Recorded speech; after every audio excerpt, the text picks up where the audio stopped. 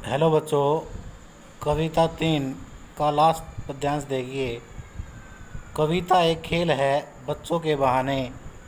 बाहर भीतर यह घर वह घर, सब घर एक कर देने के माने, बच्चा ही जाने। कवि कहते हैं कि कविता बच्चों के खेल के समान है।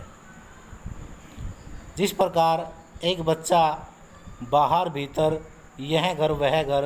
अर्थात बच्चा सभी घरों को अपना घर समझता है, वह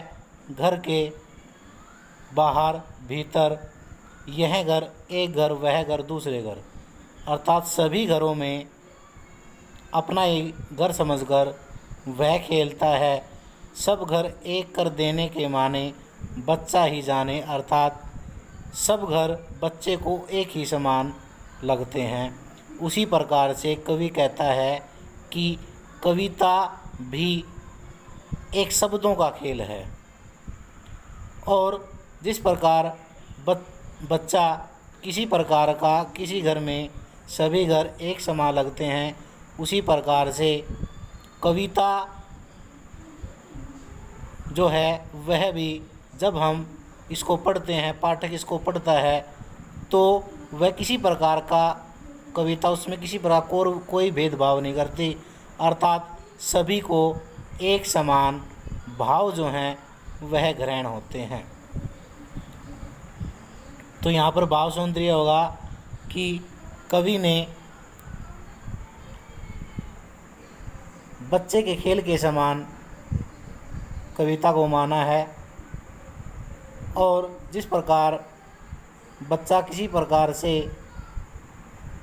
किसी घर में किसी प्रकार कोई भेदभाव नहीं समझता, उसी प्रकार से कविता भी पाठक के अंदर किसी प्रकार का कोई भी भेदभाव नहीं करती, सभी को एक समान भाव जो हैं वो कविता के ग्रहण होते हैं। शिल्प सौंदर्य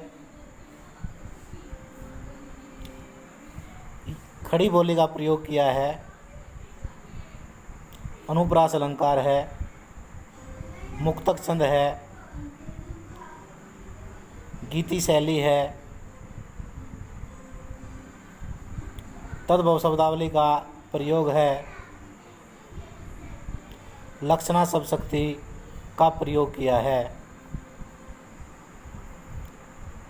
भाषा सरल सहज तथा प्रभावमयी है। तो इसको अच्छी प्रकार से